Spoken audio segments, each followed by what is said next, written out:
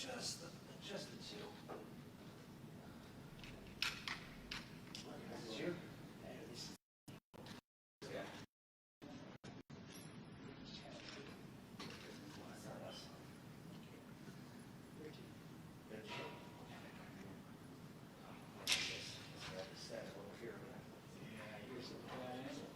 Yeah. Bad angle.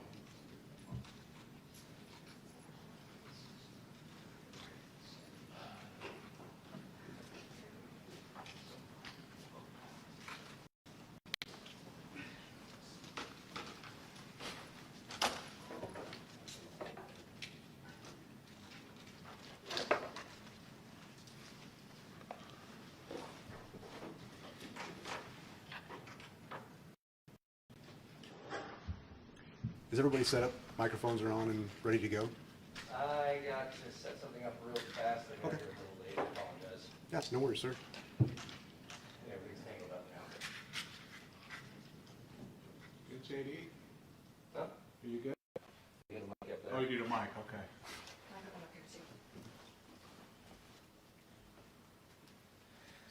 Thank you.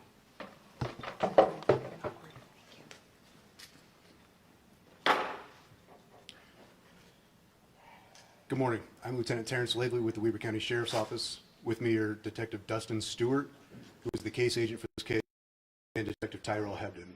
Also with us are Mayor Vanderwood with West Haven City, as well as many of the family members from this recent incident. In regards to the family members, they have asked to respect them, and they don't want to be interviewed or on camera or photos taken of them. They have provided a statement that we'll be able to provide you after this news conference is over. At about 10 p.m. on Tuesday, September 3rd, 2024, deputies responded to a 911 call of 4 people found dead in the area of 1800 South Preverdale Drive in West Haven, Utah. Deputies arrived and confirmed the 4 people were deceased and beyond help. Investigators from the Weber County Sheriff's Office, Weber Morgan Homicide Task Force, and Weber Metro CSI, along with other resources, were called to investigate the deaths. During the investigation, detectives identified the persons as 32-year-old Maribel Ibarra and her 3 children. The Sheriff's Office will not be releasing the names of the 3 children. Video evidence, physical evidence, witness statements, and interviews with family members, detectives believe that this was a tragic incident. While we have determined the cause of death for all 4 was gunshot wound, we do not believe that anyone else was involved in their deaths. The evidence indicates that Maribel shot her 3 children in the rear cargo area before. Our condolences go out to the family of the deceased. Our hearts also go out to the Weber County deputies, police officers, CSI, and detectives who responded to this horrific scene and continue on investigation. This is the second horrible child death for our agency in as many months, and the 11th child death scene our CSI has processed in this year. We recognize the mental and emotional toll that this takes on our people and are actively providing services to them. This is an ongoing investigation for you this time.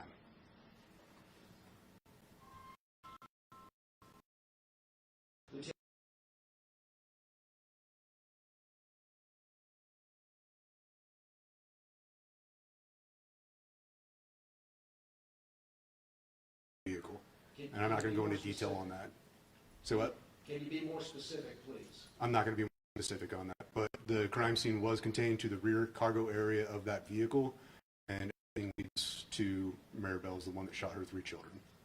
And what about the weapon? Was the weapon recovered inside the car? It was.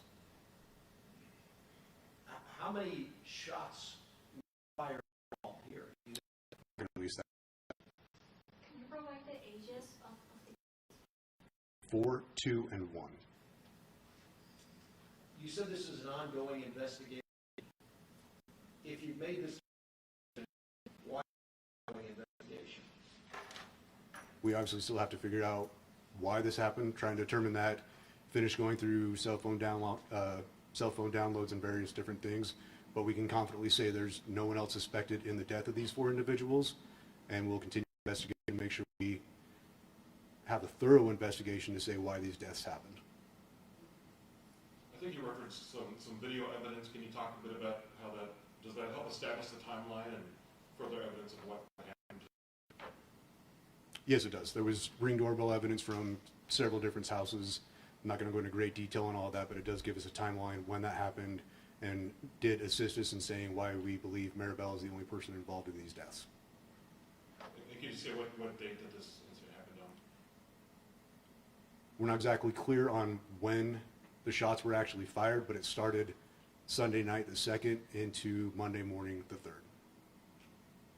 Can you walk us through a timeline of what we know so far up to this point? I'm not going to go into a timeline on that. That's still a part of our investigation, trying to lock down everything on what happened and putting.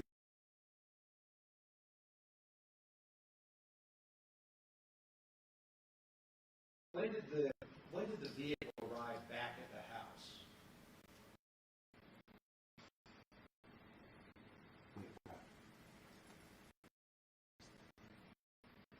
I believe the vehicle was the whole time. The whole time. And what do you believe occurred? When did the shootings take place? Sunday night into. And did the shootings, all the shootings inside that car?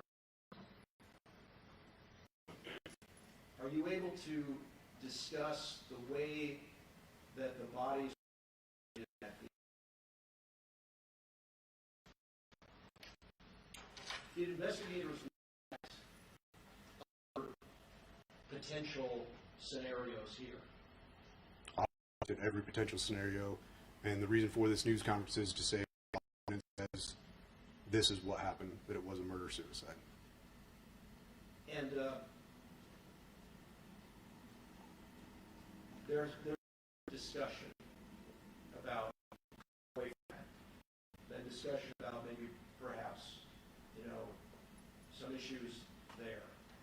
To what degree did you get the boyfriend? That is all part of this investigation. We did look at him. He's the father of the 3 children, and past that, I'm not going to say any more about the investigation. Well, he is the father of the 3 kids. He is. And who made the 911 call? One of the family members at the house. Okay, so, and they made the call on Tuesday. Or Tuesday night, yes. Tuesday night, so the bodies were on Monday in the car. Yes. Can you speak to the age of the children? 4, 2, and 1. Do you have any initial ideas of why this happened, what led to this tragedy? I don't know that we'll ever be able to actually answer that. Maribel would be the one to be able to answer that, and obviously we can't ask her that question. Was there anything on her cell phone that pointed to murder-suicide? I'm not going to go into that part of the investigation. Was there a note at all? There was no note. The gender of the kids, Say that again. the gender of boys, girls? 1 boy, 2 girls. That's all we have at this time. I do have several of the statements from the family they would like to provide to you, so you can come get those from us now. Thank you for your time.